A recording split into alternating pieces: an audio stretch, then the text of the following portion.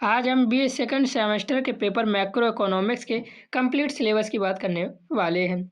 यहाँ पे मैं आपके सारा सिलेबस को पहले डिस्कस करूँगा और अगली वीडियो से हम यूनिट वाइज पढ़ना शुरू करेंगे। तो हमारी जो वीडियो होंगी वह थ्योरी प्लस एमसीक्यूज होंगी और ये सभी यूनिवर्सिटीज़ के स्टूडेंट के लिए हैं। आपका पेपर चाहे थ्योरी का हो या एमसीक्यूज का, आप यहीं से पढ़ के 100% स्कोर कर पाएंगे। मैं आपको कंप्लीट सिलेबस करवाऊँगा, यूनिट वाइज करवाऊँगा। वीडियो थ्योरी प्लस एमसीक्यूज होगी, डिटेल्ड थ्योरी होगी, उसके साथ आपको इंपॉर्टेंट एमसीक्यू करवाए जाएंगे।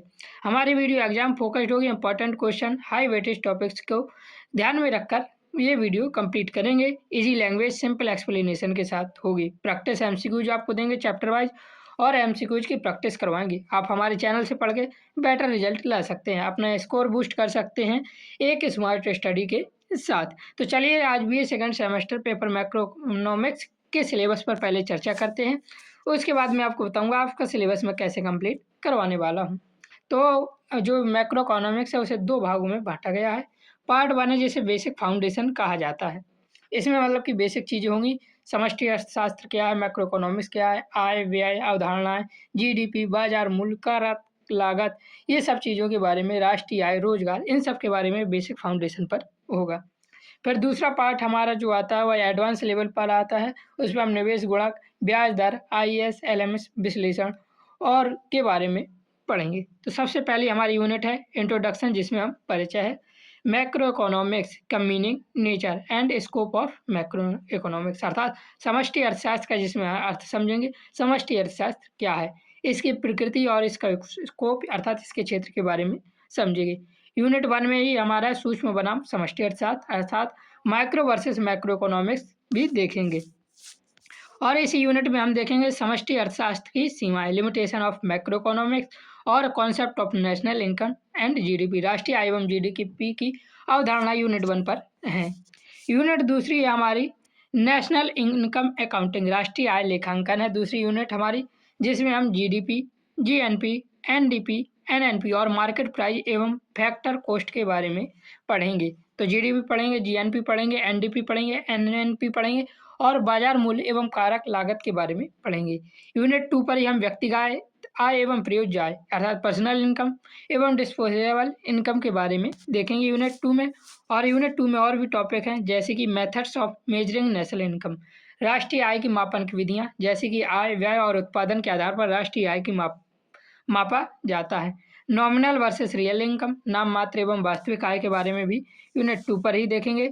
और जीडीपी की सीमाएं भी, लिमिटेशन ऑफ जीडीपी, यूनिट 2 पर देखेंगे। टॉपिक थोड़ी बड़े बड़े हैं, पेशेंस के साथ आपको अगली क्लासें देखनी होंगी और आप यहाँ से पढ़ के 100% स्कोर कर पाएंगे। आपका पेपर चाहे थ्योरी का हो या एमसीक्यूज का होगा तो आपके एक भी एमसीक्यूज नहीं छूटने वाले, यहीं से सारा आने वाला है। यूनिट 3 पर हमारा सर्कुलर फ्लो एवं वालफेयर, चक्रीय प्रवाह एवं कल्याण।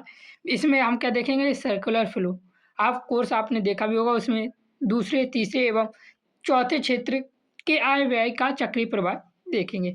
नेशनल इनकम भी यूनिट 3 में देखेंगे और इकोनॉमिक वेलफेयर, राष्ट्रीय आय एवं आर्थिक कल्याण भी हम देखने वाले हैं यूनिट 3 पर ही। हरित लेखांकन, ग्रीन अकाउंटिंग भी यूनिट 3 पर ही हम देखेंगे। फिर चौथी यूनिट है हमारी एम्प्लॉयमेंट थ्योरी, रोजगार सिद्धांत के पर आधारित है, जिसमें हम रोजगार का प्रतिष्ठित सिद्धांत एवं से का नियम देखेंगे। केन्स की आलोचना भी इसी पर हम देखने वाले हैं, देखना इसमें। और फिर आगे इसी चौथी यूनिट में है समग्र मांग एवं समग्र आपूर्ति के बारे में, एडी और एएस के बारे में देखेंगे। इसी में प्रिंसिपल ऑफ इफेक्टिव डिमांड, प्रभावी मांग का सिद्धांत और उपभोग फलन, औसत एवं सीमांत प्रवृत्ति, एपीसी एमपीसी जिसका आपने नाम सुना होगा, वो देखेंगे। फिर पार्ट 2 आता है जिसमें हम एडवांस कॉन्सेप्ट, जिसे उन्नत विषय के नाम से भी जानते हैं।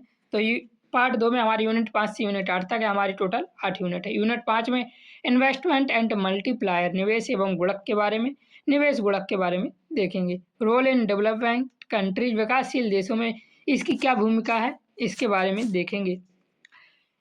इसमें स्वायत्त एवं प्रेरित निवेश भी देखा जाएगा, पूंजी की सीमांत दक्षता और बचत निरपेक्ष समानता, सेविंग इन्वेस्टमेंट इक्वालिटी भी देखेंगे। फिर यूनिट 6 आती है। यूनिट 6 में इंटरेस्ट रेट थ्योरी, ब्याज सिद्धांत हम देखेंगे, जिसमें शास्त्रीय एवं नवशास्त्रीय सिद्धांत, कीन्सियन सिद्धांत देखेंगे।